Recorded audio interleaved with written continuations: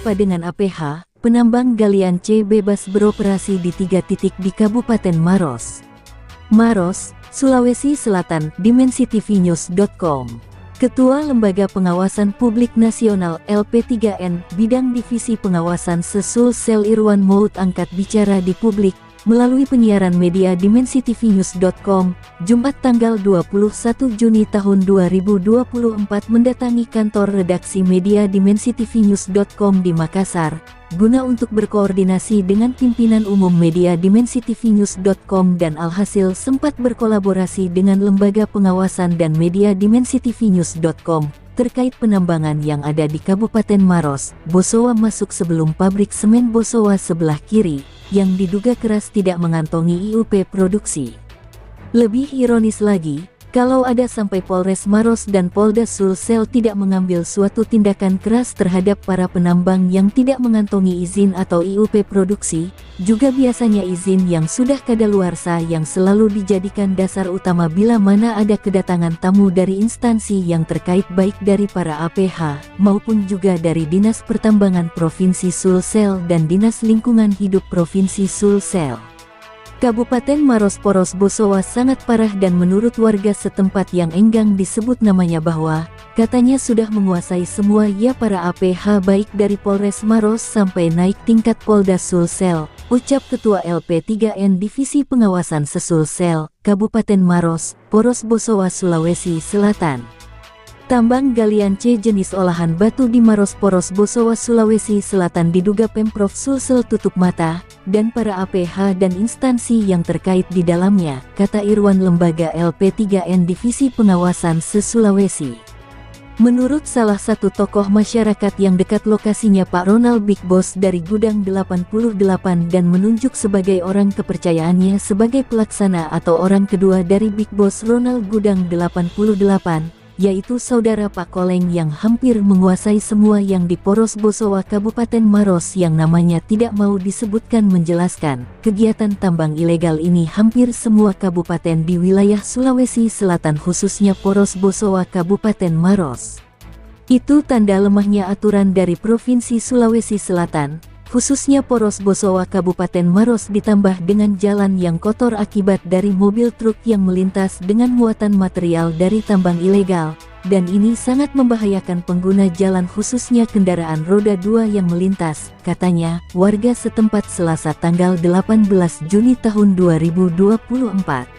Sementara itu, Dinas Pertambangan Provinsi Sulawesi Selatan, pada Jumat Rabu kemarin tanggal 19 Juni tahun 2024 saat dikonfirmasi melalui WhatsApp, terkait adanya keluhan masyarakat mengenai maraknya tambang ilegal ini Poros Bosowa Kabupaten Maros, hingga berita ini ditayangkan sambil menunggu hasil kinerja dari Pertambangan Provinsi Sulsel dan juga para APH dan juga instansi yang terkait di dalamnya, kata lembaga LP3N Irwan. Perlu diketahui, ada sanksi hukum jika tidak memiliki izin usaha pertambangan yang diatur dalam Undang-Undang Nomor 4 Tahun 2009 tentang Minerba. Adapun sanksi yang mengatur terkait tidak memiliki izin usaha pertambangan diatur dalam Pasal 158.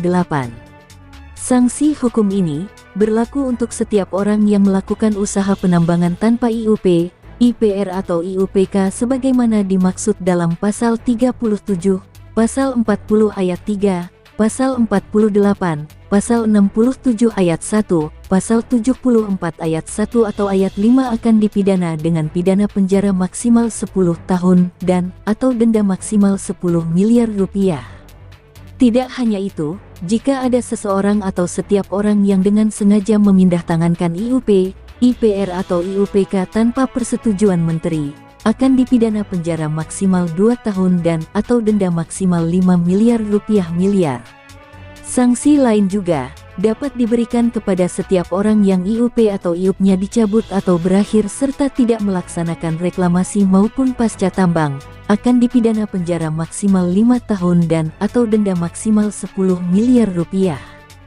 Kegiatan pertambangan menjadi perhatian pemerintah Indonesia karena pertambangan merupakan hal krusial yang sewaktu-waktu dapat menghilangkan keadilan untuk seluruh bangsa Indonesia sehingga sanksi hukum jika tidak memiliki izin usaha pertambangan sangat jelas. Oleh karena itu, Setiap orang yang akan melakukan kegiatan pertambangan harus mengetahui syarat pengajuan izin galian dan cara mendaftar izin usaha pertambangan 2021 terbaru. Penggolongan pertambangan juga telah ditentukan pemerintah beserta peraturannya masing-masing, salah satunya yaitu Peraturan Pemerintah tentang Galian C atau sejenisnya. Lanjut, Ketua Lembaga Pengawasan Pelayanan Publik Nasional (LP3N) Irwan mengatakan bahwa di dalam Undang-Undang Mineral dan Batu Bara Undang-Undang Nomor 3 Tahun 2020 tentang perubahan atas Undang-Undang Nomor 4 Tahun 2009 tentang pertambangan mineral. Dalam undang-undang ini diatur mengenai penyempurnaan terhadap Undang-Undang Nomor 4 Tahun 2009 tentang pertambangan mineral dan batu bara, yaitu menambahkan materi muatan baru berupa 1. Pengaturan terkait konsep wilayah hukum pertambangan, 2. Kewenangan pengelolaan mineral dan batu bara, 3. Rencana pengelolaan mineral dan batu bara, 4. Penugasan kepada lembaga riset negara, BUMN, BUMD, atau badan usaha untuk melakukan penyelidikan dan penelitian dalam rangka penyiapan WIUP, 5. Penguatan peran BUMN, 6. Pengaturan kembali perizinan dalam pengusahaan mineral dan batu bara termasuk di dalamnya konsep perizinan baru terkait pengusahaan batuan untuk jenis tertentu atau untuk keperluan tertentu, serta perizinan untuk pertambangan rakyat, dan 7. Penguatan kebijakan terkait pengelolaan lingkungan hidup pada kegiatan usaha pertambangan, termasuk pelaksanaan reklamasi dan pasca tambang. Dalam undang-undang ini juga dilakukan pengaturan kembali terkait kebijakan peningkatan nilai tambah mineral dan batu bara, divestasi saham, pembinaan dan pengawasan, penggunaan lahan, data dan informasi, pemberdayaan masyarakat, dan kelanjutan operasi bagi pemegang kontrak kerja KK atau perjanjian karya pengusahaan pertambangan batu bara PKP 2B. Lanjut, Irwan mengecam keras dengan adanya dugaan main mata antara penambang dan para APH instansi yang terkait. Ada apa sebenarnya yang terjadi para penambangan di Kabupaten Maros Poros Bosowa sampai sekarang tidak ada tindakan dari instansi yang terkait? Lebih sangat memprihatinkan bila para instansi semua yang terkait juga pada diam atau ada pembiaran di Kabupaten Maros Poros Bosowa. Juga dugaan keras adanya pembiaran dikarenakan ada oknum di dalamnya yang terlibat jadi pemain hebat. Ya, jadi kami mengutip bahwa Polres tutup mata, Polda Sulsel kedip mata. Ya, ironiskan, kata Irwan LP3N.